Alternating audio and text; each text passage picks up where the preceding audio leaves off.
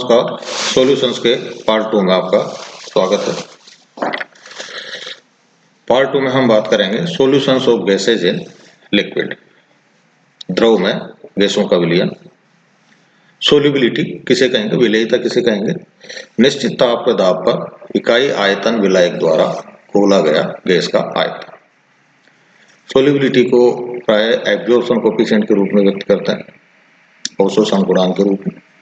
Absorption coefficient किसे कहेंगे, निश्चित ताप व एक एटमॉस्फेरिक दाब पर सोलवेंट के इकाई आयतन में घुली हुई गैस की मात्रा, ये कहलाएगा absorption coefficient. 20 degree centigrade temperature और एक एटमॉस्फेरिक प्रेशर, जिसको हम बोलते हैं एनटीपी, नॉर्मल टेम्परेचर और प्रेशर, और 0 डिग्री सेंटीग्रेड टेम्परेचर और 1 बार प्रेशर, इसको बोलते हैं STP, standard temperature pressure.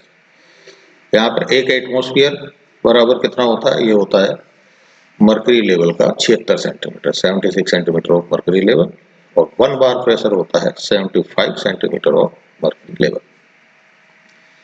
Factors affecting solubility of gas, gas की विलेयता को प्रभावित करने वाले कारक।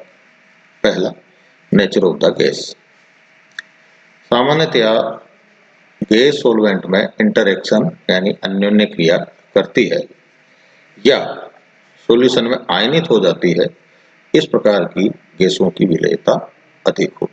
जैसे ऑक्सीजन ब्लड में अत्यधिक विलेय है। क्यों विलेय है? क्योंकि ऑक्सीजन हीमोग्लोबिन से संयुक्त हो जाती है। दूसरा फैक्टर, नेचर ऑफ सॉल्वेंट। यदि पोलर गैस है तो वो पोलर सॉल्वेंट में सोल्यूबल होगी। यहाँ पर थोड़ा मिसप्रिंटिंग है, टोटल गलती से लिखा हुआ है कि ये पोलर है।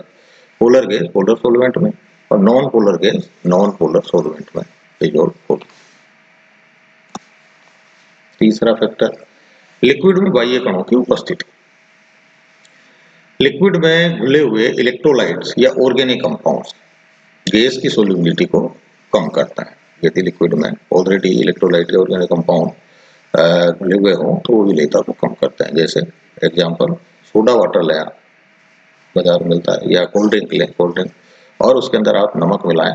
नमक मिलाते ही पहले क्या होगा, उसमें से झाग निकलता है। वो झाग एक्चुअली क्या है, इम्प्योरिटी मिलाने से कार्बन डाइऑक्साइड बाहर निकल रही है, बाहर निकलती हुआ आप झाग के रूप में आपको नजर आती है। तो इसका मतलब क्या हुआ, कार्बन डाइऑक्साइड उसमें घुली हुई थी, लेकिन जैसे ही आपने एक्सटर्नल चीज कोई उसके अंदर मिलाई, आपने इलेक्ट्रोलाइट मिलाया, मिलाते पहले उसकी विलेयता कम हुई और वो बाहर निकलने लगी। ठीक है। यदि लिक्विड में घुले हुए पदार्थ गैस से रिएक्शन कर जाए, ऊपर तो हमने क्या किया है, लिक्विड में घुले हुए इलेक्ट्रोलाइट या ऑर्गेनिक कंपाउंड की गैस की सोल्युबिलिटी को कम करता है, लेकिन यदि उसमें जो पदार्थ घुले हुए हैं वो अगर आपके द्वारा घुली जाने वाली गैस से रिएक्शन करता है, रिएक्शन करने का मतलब क्या हुआ, वो उसको पकड़ करके रखता है। तो ऐसी स्थिति में क्या होगा, गैस की सोल्युबिलिटी बढ़ जाती है। चौथा फैक्टर है इफेक्ट ऑफ प्रेशर, दाब का प्रभाव। इसको हम हेनरीज लॉ के हेडिंग से भी में भी पढ़ते हैं। होगा क्या, ये स्थिर ताप पर सोलवेंट से किसी दिए हुए आयतन में खुली हुई गैस की मात्रा साम्यावस्था पर उस पर डाले गए दाब के समानुपाती होती है, यानी m इज प्रोपोर्शनल टू p। ठीक है, या m इज इक्वल टू, प्रोपोर्शनल साइन हटाते हैं तो कांस्टेंट आप लगाते हैं kp, या k is equal to m upon p। इसका वैकल्पिक कथन दूसरे रूप में हम इसको कैसे क्या कह सकते हैं, हम जानते हैं गैस इक्वेशन क्या होती है, pv is equal to nRT।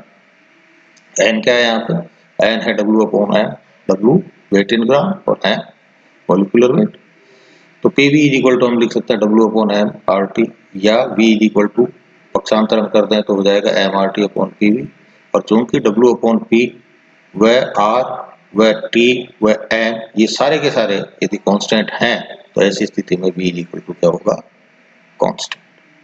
अर्थात निश्चित ताप पर, तो सारे कांस्टेंट कर दें अपने, t कांस्टेंट है, निश्चित ताप पर सोलवेंट के किसी दिए हुए आयतन में घुली हुई गैस का आयतन दाब पर अनाश्रित होता है, प्रेशर पर डिपेंड नहीं करता। और जो हमने ऊपर नियम लिखा है Henry's law, m upon k is equal to m upon p, इसका एक्सपेरिमेंटल वेरिफिकेशन, क्या जो ये नियम दिया गया है क्या ये सही है, इसका प्रायोगिक सत्यापन।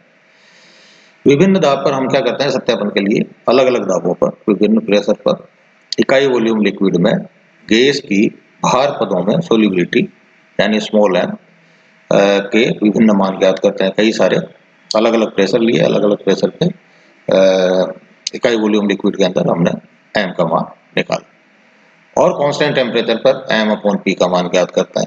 एम का मान निकाला, आपके पास एम आ गया, आपके पास आपने अलग अलग दाबों पे काम किया है तो आपके पास पी आ गया, तो उससे आप क्या निकालेंगे, अलग अलग एम अपॉन पी आपको मिलेंगे। हम ये देखते हैं कि चूंकि एम अपॉन पी का मान कांस्टेंट आता है, अतः इसका मतलब जो हमने ऊपर जो नियम दिया है हेनरी का नियम, तो हेनरी का नियम जो हमने दिया है K is equal to M upon P, वो सही सिद्ध होता है। ठीक है, अब deviation from Henry's law, Henry के नियम से विचलन। हेनरी का नियम कब लागू होता है, ये नीचे लिखी हुई परिस्थितियों में ही लागू होता है। किन परिस्थितियों में, एक तो सॉल्यूशन अत्यंत तनु होना चाहिए, solution should be very dilute. दूसरा, टेम्परेचर तापमान जो है वो अत्यंत निम्न नहीं होना चाहिए। ठीक है। तीसरा, प्रेशर अत्यंत उच्च नहीं होना चाहिए, बहुत ज्यादा दाब नहीं होना चाहिए। और तो इसके कारण है जो चौथे में आपको नजर आएगा, सॉल्यूशन व गैस दोनों फेजेज में गैस के मॉलिक्यूल्स की स्पीसीज एक ही रहे। स्पीसीज से क्या तात्पर्य है कि यदि गैस का फॉर्मूला 2A है तो वो 2A ही रहे, ऐसा नहीं हो A2 हो जाए, यानी A2 का मतलब क्या हो गया, एसोसिएशन हो जाए, या 2A जो है वो अलग अलग हो जाए, A प्लस A हो जाए, यानी क्या हो जाए, डिसोसिएशन हो जाए। एसोसिएशन A2 एसोसिएशन, या A प्लस A यानी डिसोसिएशन वियोजन हो जाए, या A प्लस और A माइनस में कन्वर्ट हो जाए, इसका मतलब क्या हुआ, आयोनाइजेशन हो जाए, आयनीकरण हो जाए। तो न तो उसका एसोसिएशन होना चाहिए, न डिसोसिएशन होना चाहिए, न ही वियोजन होना चाहिए। अगर ऐसा होता है तो फिर हेनरी का नियम काम नहीं करता। तो यदि आप दाब अगर उच्च रखेंगे तो ऐसी स्थिति में उसके एसोसिएट होने की संभावना ज्यादा होती है। ठीक है।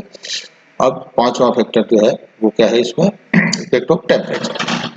यदि टेम्परेचर का मान अधिक होगा तो सोल्यूबिलिटी कम होगी, यदि टेम्परेचर का मान अधिक होगा तो सोल्यूबिलिटी अधिक होगी। अब इससे क्या तात्पर्य, ये अलग अलग मतलब हम कह रहे हैं टेम्परेचर अधिक, तो एक बार तुम कह रहे हैं सोल्यूबिलिटी कम, एक बार कह रहे हैं सोल्यूबिलिटी अधिक, लेकिन आगे ब्रैकेट में इनकी कंडीशंस लिखी हुई है। यदि एक्सोथर्मिक रिएक्शन है, एक्सोथर्मिक ऊष्माक्षेपी, यानी यदि रिएक्शन में सोल्यूट और सॉल्वेंट के मिलने से कोई रिएक्शन होती है और ऊष्मा निकलती है, ऊष्मा यदि बाहर निकल रही है, तो ऐसी स्थिति में यदि आप टेम्परेचर बढ़ाएंगे तो उसकी सोल्यूबिलिटी कम हो जाएगी। क्यों? क्योंकि वो खुद ऊष्मा दे रहा है और आप भी ऊष्मा दे रहे हो, तो ऊष्मा तो उसमें से निकल रही है, उसको जरूरत ही नहीं, तो आपसे लेगा क्यों, तो इसलिए विलेयता क्या हो जाएगी, कम हो जाएगी। ठीक है। और यदि एंडोथर्मिक रिएक्शन है, एंडोथर्मिक ऊष्मा शोषी अभिक्रिया, यानी कोई ऐसी रिएक्शन है जिसमें सोल्यूट डालने पर ऊष्मा की जरूरत पड़ती है, ऊष्मा कंज्यूम करता है, तो ऐसी स्थिति में वो उसको, ये मान लीजिए उसको ठंड लग रही है और आप आता अपने के लिए उसको अलाव दे रहे हो, तो ऐसी स्थिति में उसको पूर्ण महसूस करेगा, यानी एंडोथर्मिक रिएक्शन के केस में सोल्यूबिलिटी का मान बढ़ेगा।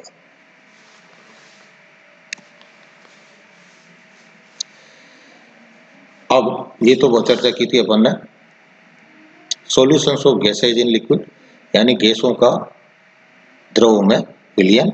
अब हम बात करते हैं solutions of solids in liquid, यानी ठोसों का द्रव में विलयन।